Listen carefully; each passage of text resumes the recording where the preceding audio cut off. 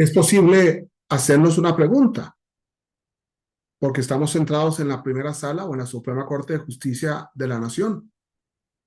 Y en algún momento podríamos entrar también a la segunda sala. Pero podríamos hacer una pregunta. ¿Qué es lo que habría que decirle a la primera sala que está haciendo mal? Creo que lo hemos dicho en los últimos videos. Está actuando ideológicamente y no jurídicamente. Pero también lo hemos dicho en los últimos videos. Está resolviendo el caso concreto y por tanto entonces tiene que analizar si en el caso concreto hubo fobia o no, si hubo preferencia o no, si hubo discriminación. Discriminación, primera sala. Cuando uno procura que no se discrimine, la primera sala, la Suprema Corte de Justicia, está resolviendo conforme a la Constitución política. Pero cuando está defendiendo la homosexualidad contraria a la heterosexualidad, cuando está defendiendo las preferencias sexuales en contra de la sexualidad masculina, femenina, hombre, mujer, biológica, ahí es donde caemos salimos de lo jurídico y nos vamos salimos de lo jurídico y nos vamos a lo ideológico, con el daño que se hace por parte de la primera sala. Me parece a mí que en el discurso de odio, aunque he escrito a favor de la primera sala en algunas tesis sobre discurso de odio, en un libro que escribí sobre los protocolos y la primera sala,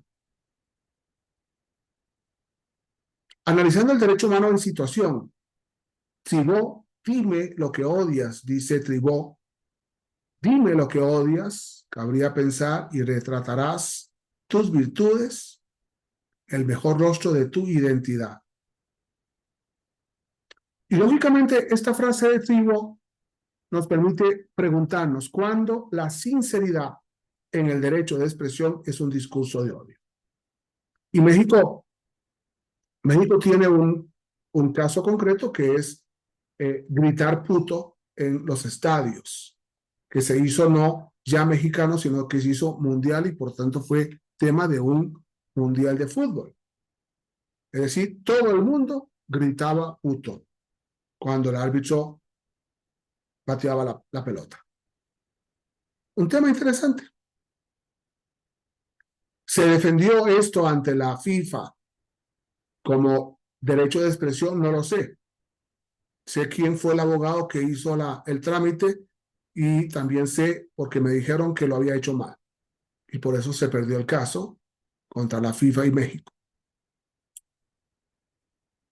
En situación, Tribó nos dice odiar cruelmente la crueldad, nos pone ante la paradoja de que nosotros mismos somos crueles cuando más la rechazamos. Odiar cruelmente la crueldad. Y pensemos nosotros odiar la tortura y odiar la guerra y odiar el abuso sexual de menores y odiar la trata de personas, la trata de menores en la prostitución, el robo de menores para sacarle las partes para venderlas en los hospitales donde hace falta un riñón, hace falta derechos en situación, derechos de situación. La primera sala dice en el registro 2021-223 que los discursos de odio, por una parte, difunden la idea de que determinados grupos o personas tienen menos derechos que las demás personas. Y se justifica un trato hostil en su contra. Y en casos extremos propugnan por privarles de todo derecho y de la existencia misma. Esto es, difunden la idea de que determinadas personas valen menos que las demás y no valen nada. Vean el discurso genérico Sería totalmente distinto al caso específico. En este caso, lo que dijeron es un discurso de odio. Está odiando a tal persona o a otra. ¿Cómo tratamos? Lo digo ahí como juez, ¿cómo tratamos nosotros a un delincuente que ha violado o que se le acusa de violación? ¿Cómo tratamos a un delincuente o a una persona detenida, mejor, perdón, que llega a nuestro despacho después de haber matado a su madre, después de haberla violado, caso concreto que yo tuve, y con un discurso de odio? No, pero tengo que resolver el caso concreto.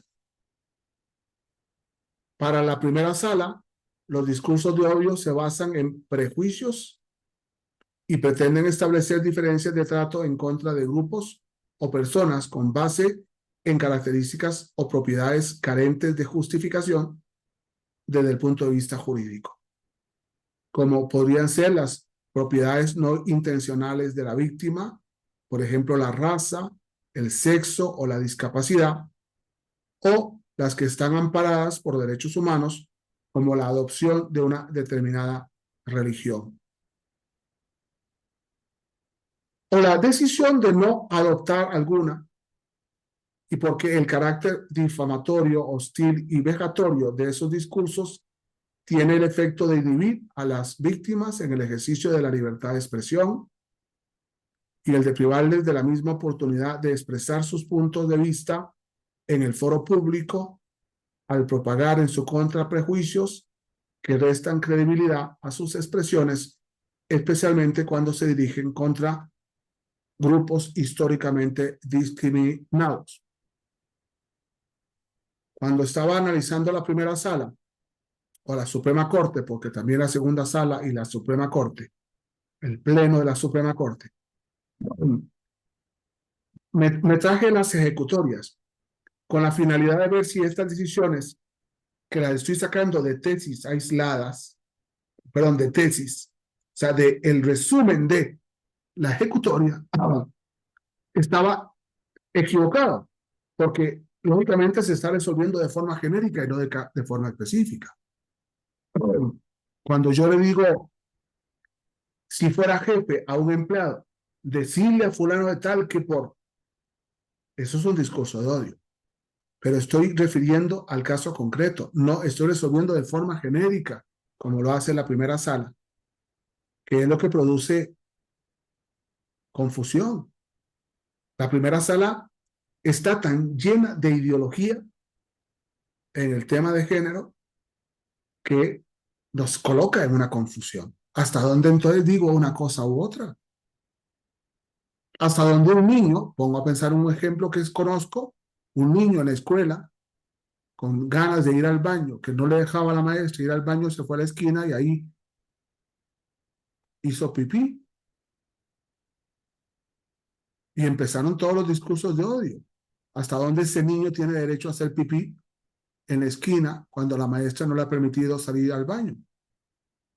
¿Era lo lógico que el niño se orinara en los pantalones? Si nosotros resolvemos el caso concreto, podemos ser justos. El problema de la falta de justicia de la primera sala es su ideología de resolver en forma genérica y querer producir como lo hizo con la marihuana y querer producir como lo hizo con el aborto y querer producir como lo hizo con la adopción. Normas para todos los estados, para todo el país. Socapa de estar protegiendo un derecho humano. Cuidado, sala primera. Ahí hay que tener una teoría de los derechos humanos y saber cómo se aplican los derechos humanos, porque si se aplican de forma genérica pueden causar más violación de derechos humanos cuando deben aplicarse en forma específica. Si la sala primera deja de legislar y deja de resolver ideológicamente, podría ser muy acertada. Por el momento, durante los últimos 10 años, no lo ha sido.